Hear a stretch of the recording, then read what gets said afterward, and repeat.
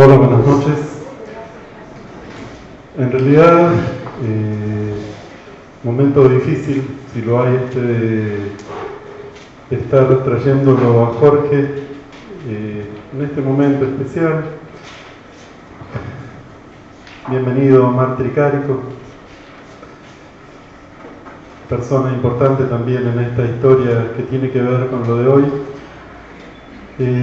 Sé que Cayetano, dentro de todo esto de estar en la previa a una operación, estuvo llamando a mucha de la gente que estuvo cercana a Jorge Santiago Perelnik.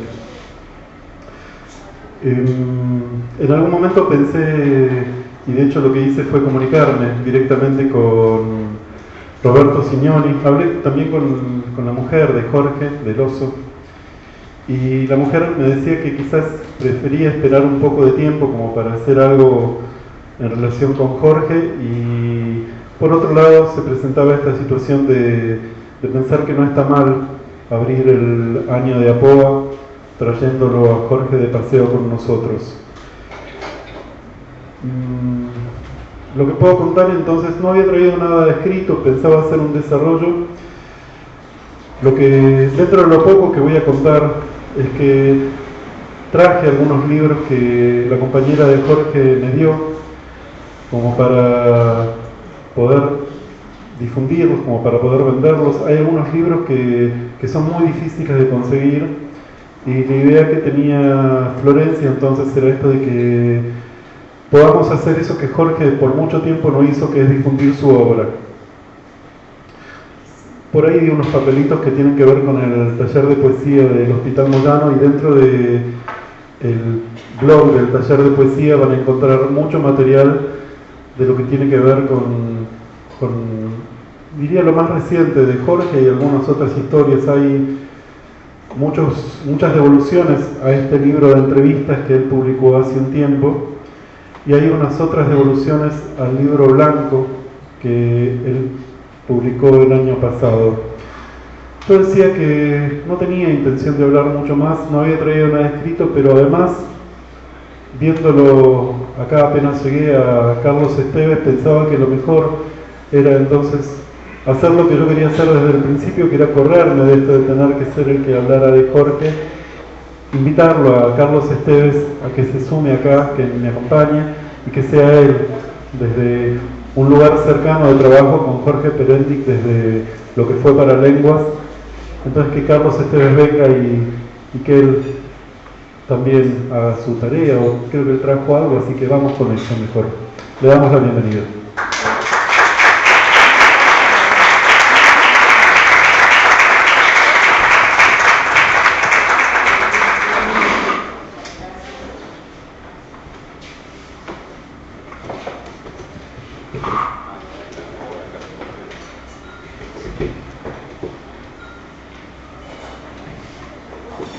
Bueno, buenas noches. Gracias, Cecilia, por la invitación, Daniel también. Y tienen razón, es muy difícil arrancar con Jorge, recordarlo. Él, antes de empezar, me decía que, hablando con Signoni, él le dijo: mirá, 15 minutos para hablar de Jorge es imposible. Y yo firmo eso. Voy a tratar de aprovechar el ratito simplemente para recordarlo de la mejor manera posible. Porque ya que Carlos lo dice, muchas veces es cierto, yo ya me había olvidado de esto, de lo que le comenté hace un ratito de este correo de Roberto Signoni. La respuesta de Roberto Signoni, y me parece que es interesante aceptar la crítica, y cuando la crítica tiene que ver con algo que quizás no se está haciendo del todo bien, y eso puede ayudar para crecer. A mí me parece que siempre está bien la crítica, no siempre está bien vista, no siempre está bien aceptada. Pero Roberto concretamente me decía eso: cada bloque de Último Infierno tiene 15 minutos, yo le había pedido que sea estricto con el tiempo, y Roberto planteaba esta situación que él quería y que él pensaba como más indicada para Jorge, que era un espacio donde se pudieran ver sus videos, se pudiera debatir, se pudiera charlar, se pudiera pensar, se pudiera tener el espíritu que Jorge tuvo toda su vida, diría. Entonces, gracias por hacerme acordar de eso, y entonces esto es lo que yo decía, que me parecía que estaba bien como una crítica, que tenemos que poder aprender de eso, que Jorge merece mucho más que 15 minutos para empezar.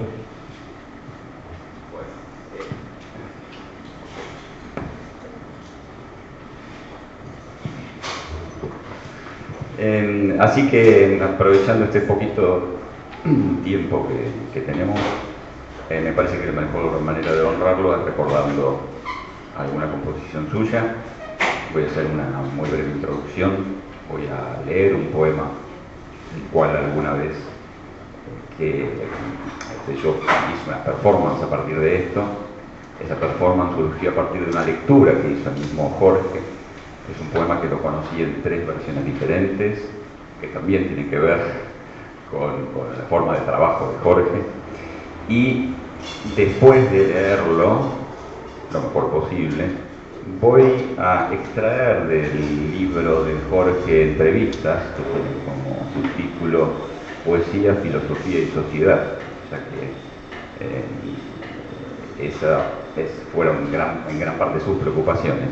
Un extracto muy breve que habla sobre este poema.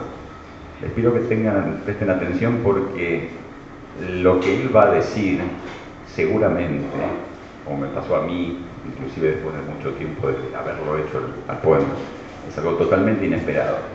Creo que Jorge tenía de eso, y por eso es un mundo a revelar. Así que bueno, empecemos escuchando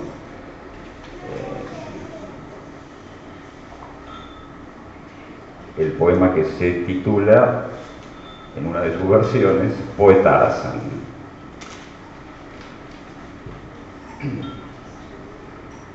Mi ser poeta, mi respetar la lengua, que serme ajena como lo propio.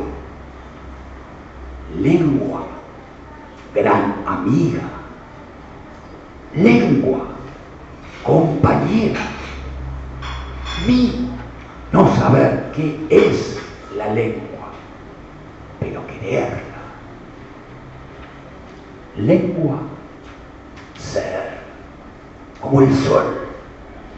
Mi no conocer el sol, conocer lo que nos hace. Hombre blanco, enseñarme a leer, y mi descubrir allí dicha. Cuando la selva de letras tapar la selva de adentro, mi saber que poetarzan nunca quedarse sin selva.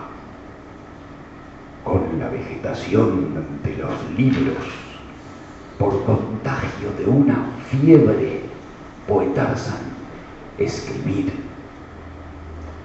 Esta enfermedad, ser alivio, y este alivio, enfermedad, que no permitir al enfermo curarse.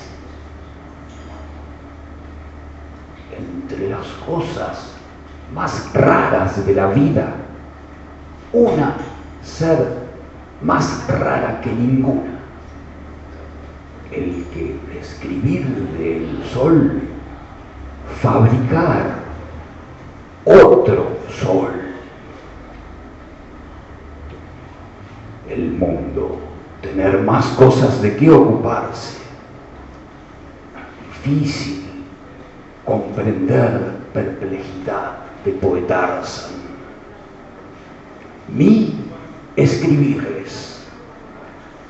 La dicha de leer, no aprender la dicha en los libros. Mi pensar.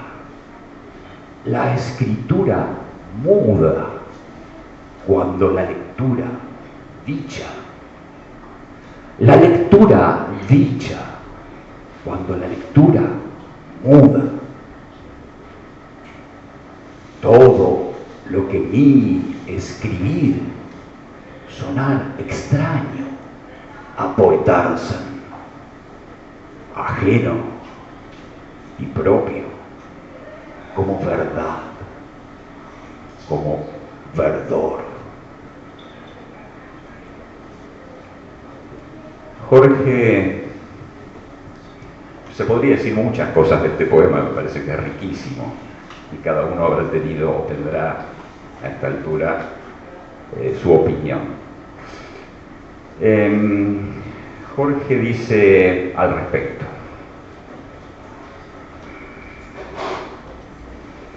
quisiera dar un ejemplo concreto y seguramente parco.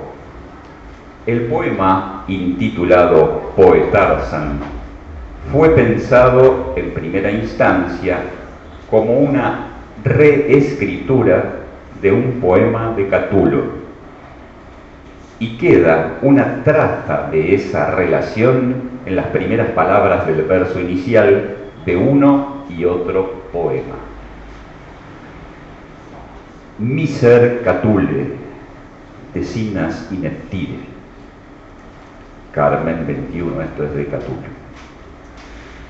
El miser de Catulo pasa a mi ser poeta, en poetarse. Evidentemente, poeta podría ser una sinécdoque de Catulo, el reemplazo del nombre de una persona por su oficio, mientras que miser es llevado a otra lengua recuperando una cuestionable equivalencia en el sonido. Mi ser. Hasta aquí el texto en construcción va encontrando su camino paralelo, pero al hacerlo, el gran poeta Catulo pasa al castellano transformado en una serie de monstruo verbal que habla como Tarzán. El proyecto era construir un poema siguiendo el consejo o reclamo que Catulo se dirigía a sí mismo en el primer verso. Decinas ineptire. Deja de hacer o decir tonterías. Pero en el poema, bajo un mismo nombre, hay dos personalidades. Un Catulo que se comporta como un tonto y un Catulo sabio que le aconseja al otro que cambie. La obra del gran poeta latino alcanza sus momentos culminantes, sobre todo a través de este diálogo o conflicto consigo mismo. En Poetarsan, el tonto, se diría, es el poema, su modo de estar escrito, que se deja notar ya en el primer verso, mientras el discutible sabio es en todo caso su protagonista, esta suerte de hombre mono vuelto poeta que, viniendo de afuera de la cultura, la interpreta con una palabra que bascula entre lo tonto y lo sabio, o con una sabiduría que para la cultura está muy cerca de la tontería. Podría verse aquí el enunciado de una paradoja. El sabio solo puede serlo a condición de fundarse en la tontería. Pero esto resulta inaceptable para el poema de Catulo, que rechaza las tonterías desde una posición sabia. Para cualquier lector sensato, debería hacer lo mismo con Poetarsan. Es rico el texto, es rica la explicación, y este un poco es el mundo de Jorge. Es impredecible, inmenso, y da realmente para dedicarle más minutos. Gracias.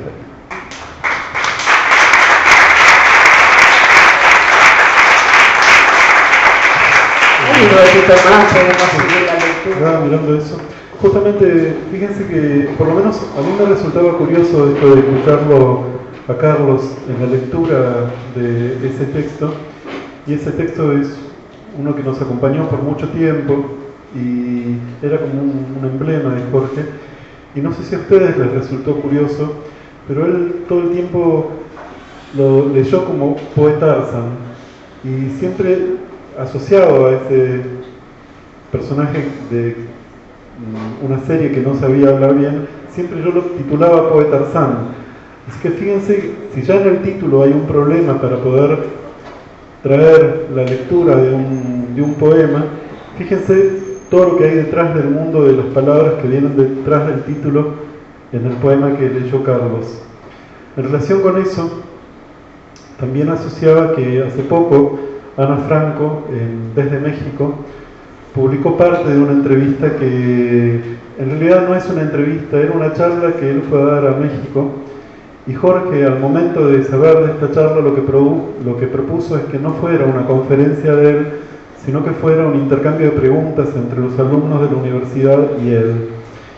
Y si ustedes buscan entonces también dentro del blog del Moyano esa nota, lo que van a encontrar es un montón de preguntas que se hacía Jorge en relación con el tema de la lectura del poema. Y Carlos Esteves sabe de eso. Así que sabe, quiero decir, porque fue uno de los compañeros de Paralenguas que estuvo trabajando específicamente con el tema del sonido de la palabra. Hay tiempo, yo estaba mirando también eso. Contanos algo de Jorge y ustedes en interacción en Paralenguas. Bueno, te vuelve poco el tiempo, pero a ver, tratando de condensar un poco las ideas, ¿no? El proyecto de Jorge, de Jules, el amplísimo proyecto de Jules, creo que en el fondo tendía a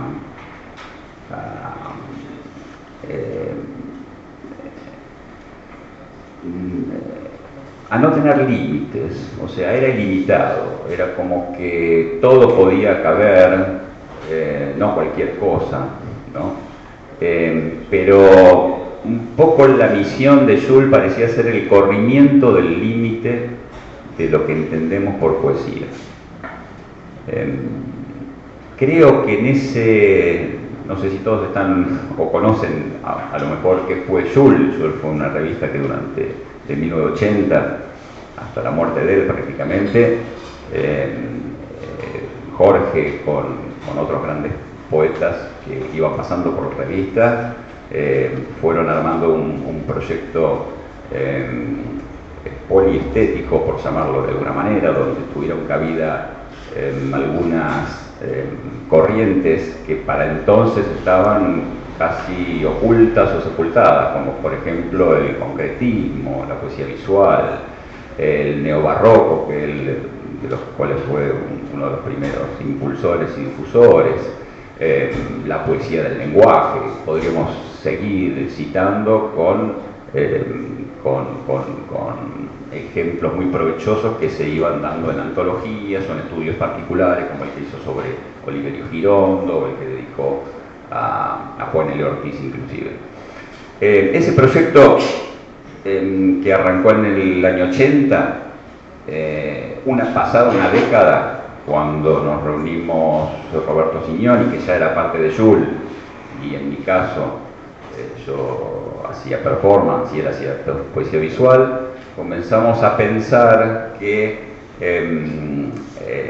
a partir de la poesía concreta, la teoría indicaba que debía saltarse del libro, es decir, que la poesía no debía tener ese límite que la constreñía de alguna manera, y que había otras maneras de hacerla y de afrontarla. Quiero decir con esto que Jules, en alguna medida, el único límite que tenía era el propio soporte en donde estaba escrita o publicada. Entonces, a partir de los 90, 89 comenzó Paralengua, pero se prolongó durante 10 años, comenzamos una serie de experiencias de básicamente experimentar a la poesía por fuera del libro.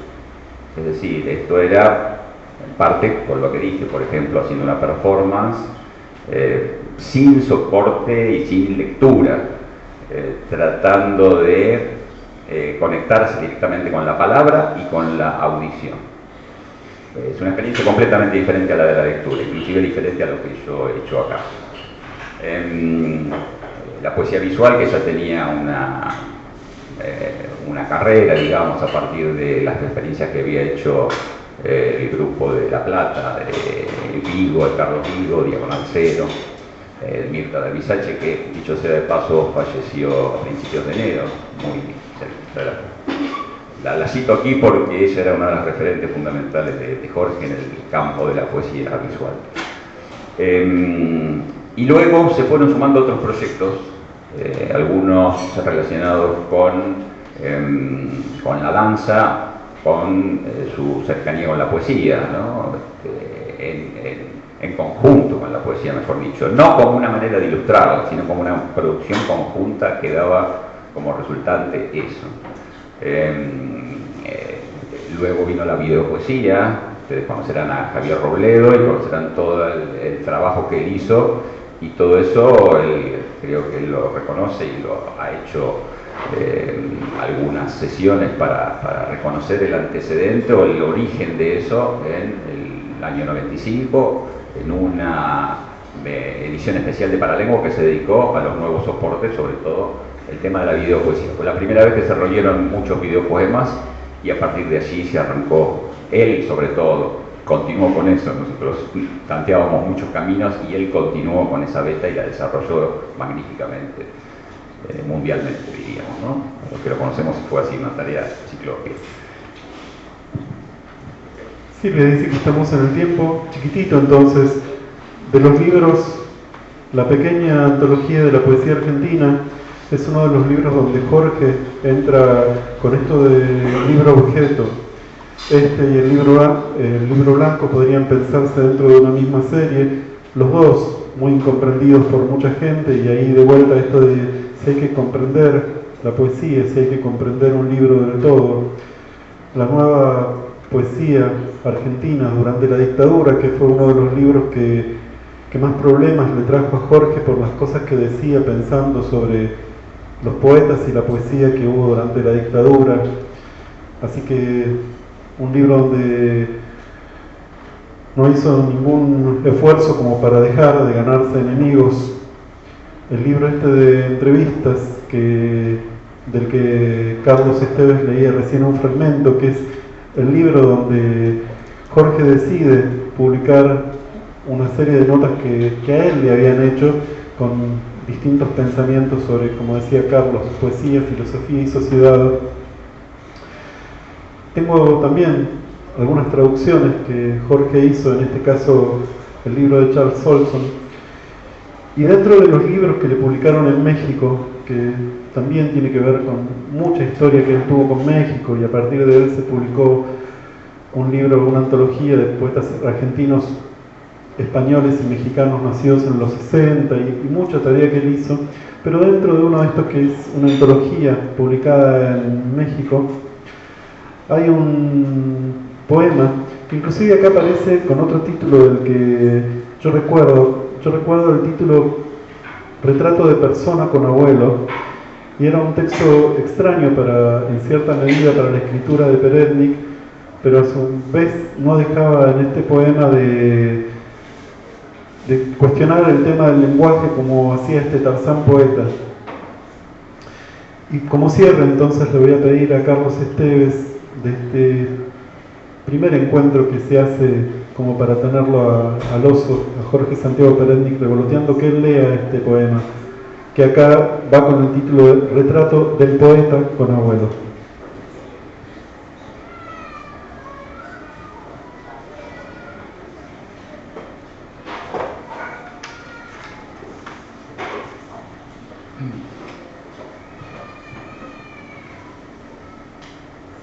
Una tarde en silencio me preparó una taza de té. Contra el fondo del naciente crepúsculo, mi abuelo es un sol que se pone moviéndose despacio, vestido con ropas comunes, el cabello completamente gris. Hablar diciendo otra cosa era su forma de contarme algo. Mis antepasados debieron sufrir mucho, como otros antepasados, sentirse muy perseguidos, desesperados de la memoria para ocultar su silencio con tantas palabras. Mi abuelo habló esa tarde sin callar. Me dijo que a mitad de su familia, que es la mía y no voy a conocer, lo asesinaron por ser judíos. Habló en pocas palabras sobre una historia de la que nadie escapa, un cuento más largo que la historia, la diáspora, el exterminio, la recurrente historia de la humanidad. Le digo en voz baja y no sé si agrego algo: abuelo, estas cosas también nos pasaron.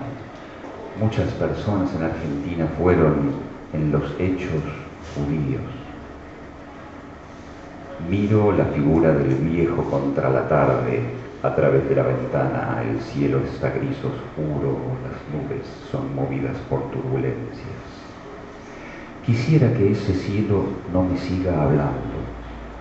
Tenés razón, las cosas se repiten, pero lejos en el tiempo y mientras le pasen a otros, no parecen ser las mismas. Es la hora del poniente, cuando las palabras balancean sus colores y mi abuelo no pronuncia bien el castellano. Su acento es tan rebelde que 50 años diciendo y oyendo en esta tierra no pudieron corregir sus asperezas. Algunos se burlan de ese acento y sus límpidas lenguas son una señal. Tienen el alma sucia. Siempre fue así. La rígida verdad devino en odio y construyó una forma de regir el mundo. Yo tampoco encajo en ese orden. Soy basura para ellos, un inquieto, un sospechoso. No domino bien el castellano y mi lengua poco limpia no deja de señalar a los señores de la limpieza, a sus logros. La raza pura, la lengua pura, la religión pura, la poesía pura, en un mundo de impurezas, suciedades, la idea obsesiva del purificador. Abuelo, me doy una orden, formulo, me digo el programa de una vida. Usar el verbo en presente, en primera persona, hacer lo que digo al nombrarte, abolirme, abolir. Echa azúcar a su taza, revuelve, me ofrece más galletas dulces. ¿Será esto la felicidad?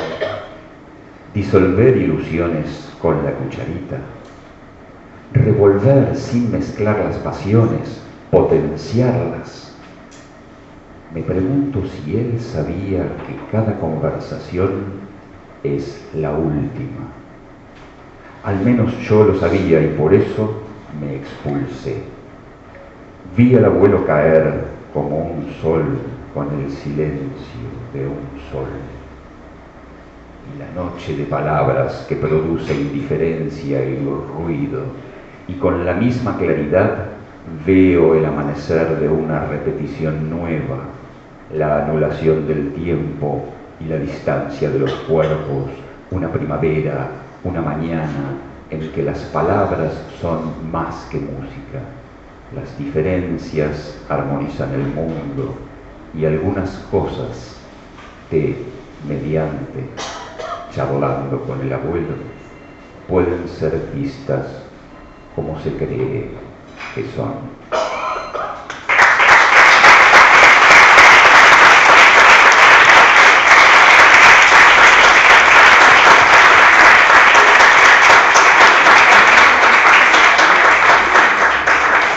Algunos libros nos acompañan hoy y esto que me decía Florencia, de poder hacer lo que él no hizo tanto tiempo, que sus libros se puedan tener, que se puedan comprar, así que algunos andan acá.